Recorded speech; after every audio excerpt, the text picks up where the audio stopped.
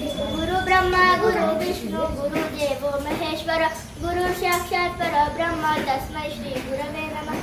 ભારતની પ્રાચીન ગુરુકુળ પરંપરા સમગ્ર વિશ્વ માટે આદર્શ રહી છે। ગુરુ માત્ર શિક્ષક ન હતા, પરંતુ જીવન ઘડતર કરનારા હતા। તેવા જ એક મહાન ગુરુ થઈ ગયા ધૌમ્ય ઋષિ। તેમના આશ્રમમાં ઘણા શિષ્યો અભ્યાસ કરતા હતા। તેમાંથી એક શિષ્ય એવો હતો જે પોતાના જીવન કરતા પણ ગુરુની આજ્ઞાને વધારે માન આપતો હતો। તેનું નામ હતું આરુણી। આજે આપણે તેના વિશે એક નાટક જોઈશું। ઓહો, આકાશમાં કાળા વાદળો છવાયા છે અને ખૂબ જોરથી વરસાદ પડી રહ્યો છે। ગુરુજી,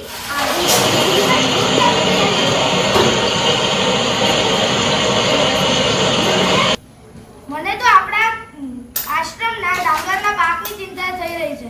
જો પાક તૂટી જશે તો બધું જ પાણી બહાર નીકળી જશે। પ્રણામ ગુરુદેવ, આપ ચિંતા ન કરો। જો આપની આજ્ઞા હોય તો હમણાં જ પાણીની રક્ષા કરો।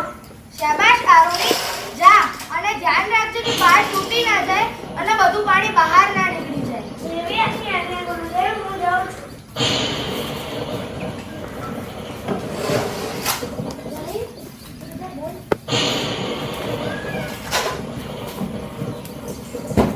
ભરપૂર વરસાદ હતો। કાળા કાળા વાદળ છવાયેલા હતા। આરુણી ભીંજતો ભીંજતો ખેતરની પાળે પહોંચે છે। અરે, આ પાણી ખેતરની પાસે તૂટી ગઈ છે અને પાણી ફૂલ ઝડપે બહાર આવી રહ્યું છે।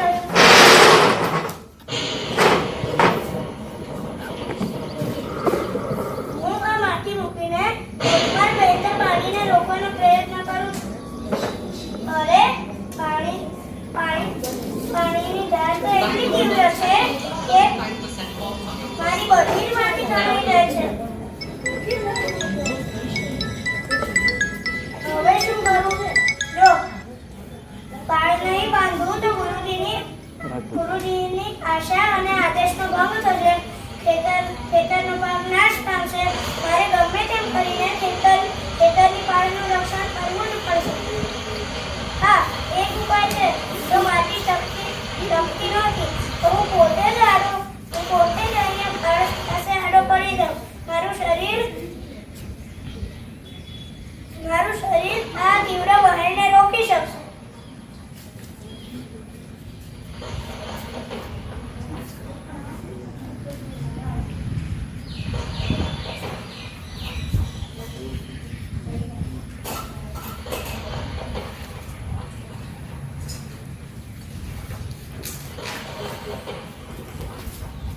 વરસાદ બંધ થઈ ગયો છે। ગુરુજી પ્રાતઃ સંધ્યા પૂજા માટે પૂજા કરે છે અને પછી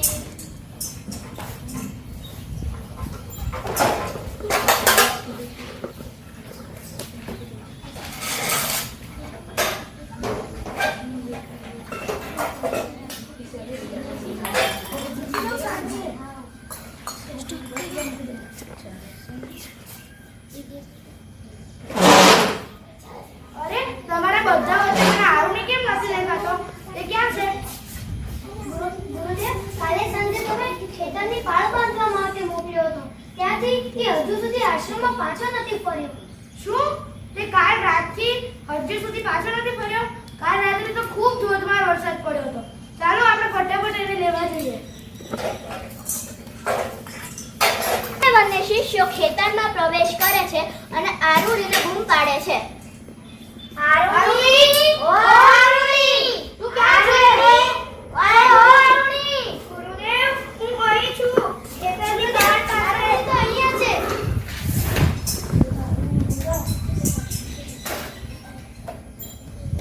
અરે, તું આખી રાત અહીં જ વરસાદમાં પડ્યો રહ્યો।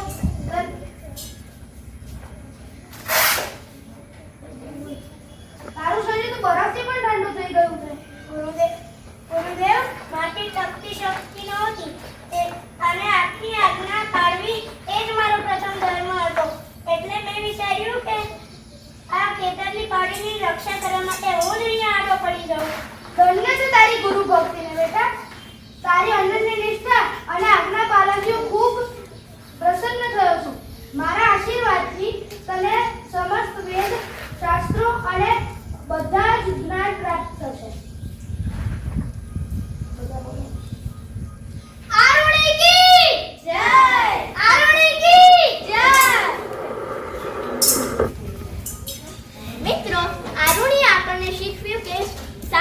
શિષ્ય એ નથી હોતો કે જે યાદ કરેલા હોય, પણ એ છે જે ગુરુના ઉપદેશને પોતાના જીવનમાં ઉતારે છે.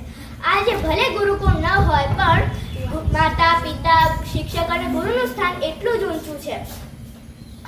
આ ગુરુ પૂર્ણિમાના પાવન અવસરે આપણે સૌ એક સંકલ્પ લઈએ કે ગુરુની બધી આજ્ઞાનું પાલન કરીશું અને તેમના પ્રત્યે આદર ભાવ રાખીશું. ધન્યવાદ.